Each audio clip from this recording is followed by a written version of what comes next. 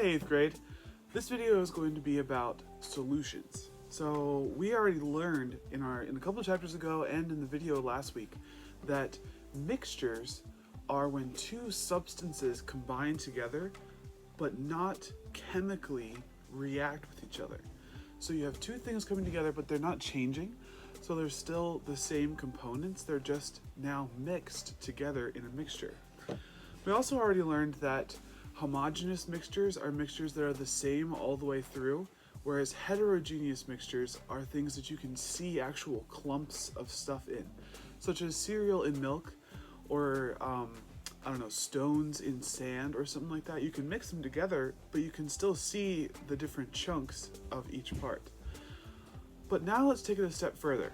So right here I've got some water, and I've made sure it's pretty warm water because of what we're going to be doing, and I have some salt. And we're going to dissolve some of this sugar in the water. We learned the term solubility before as one of the physical characteristics of matter. Now, we never really learned what that meant. We just knew that it had something to do with how things dissolve. But today we're going to take a look at what it means. So when we're creating a solution, which is what's going to happen here with the salt water, you always have a solute and you have a solvent. The solute is what gets dissolved in the water, or whatever the solvent is. The solvent is the thing that does the dissolving. So in this case, it's water. Depending on how much solute you have dissolved in the solvent, it depends what concentration it has. If a mixture like this is more concentrated, that means you have more of the solute dissolved in it. And so there's a point where the mixture can't hold any more solute. The solvent is just done. It can't hold any more at all. That is when you call this solution saturated. So if you can make a saturated solution, it's absolutely full. It can't hold a thing more. That tells you what the solubility of the substance is. So the solubility of salt tells me how much salt I can dissolve in this water before it is absolutely full. So this solution right now is unsaturated because it's not full of salt. But we are going to try to make it saturated. Okay, so I'm going to dissolve this. Also, do you notice how the color is really milky and kind of gray?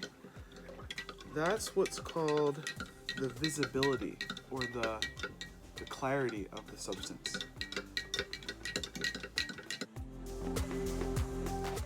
It already smells super salty.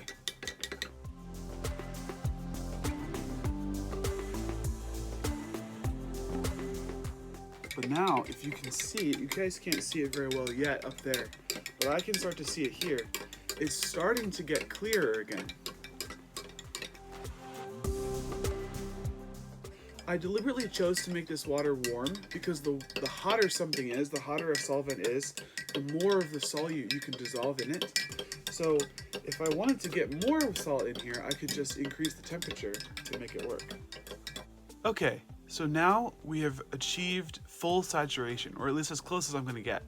So I poured a lot more salt in here and stirred for a long time, and we've officially reached the saturation point. So I can't fit any more salt into this water. As you can see, I don't know if you can see, there's a few little grains of salt on the bottom there, but most of it has been dissolved up in the liquid. So right now, this is highly concentrated salt water. How do we figure out how concentrated it is exactly though? To figure out concentration, you would have had to measure out the mass of the salt before you put it in the water. And you take that mass and you divide it by the total volume that you've got. So right now I've got, what is this? It's close to like a cup. It's pretty close to a cup of water. So you would take that and take the mass of the salt, divide it by that measurement, and you would get the total concentration of this salt water. But I thought of a more interesting way to actually visually show this to you. All right, so I've got my sister Julianne here. How are you doing, Julianne? I am good. How you feeling today? I'm feeling pretty feels. Stuck at home is not ideal, but it is a thing. So Great. So she's gonna be my test subject. What we have here, Julianne, is we have a fully saturated solution of salt and water. And Aha. that means that it is absolutely full of the amount of salt that it could hold. It can't hold any more salt. Gotcha. In fact, you just commented a little bit ago that you can see that there's undissolved salt at the bottom. That means I put a lot of salt in here. And I wanted you to be able to give our viewers like a live experience of what this might be like. So what I'm going to ask you to do is just take a little sip, just a little sip of this water. Is that okay? Yeah. All right, so here you go. Don't take too much, you'll die. Yeah. I can feel my arteries hardening. How is it?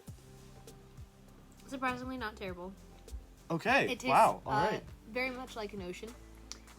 Yes. Yes, except without the fishiness. Out of just 1 very to good. 10, how would you rate this water? Not very thirst quenching. Okay. So, for doing water things, I would say it's probably a 1 out of 10.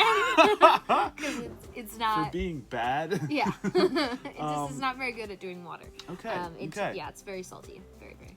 Nice. I feel like I've eaten like 18 potato chips just like in one mouthful. Oh my word. It's Yeah. I've tasted this before and it is disgusting. It is awful. Yes. So, thank you so much for helping me out and being my test subject. Of course. See you guys later. Bye.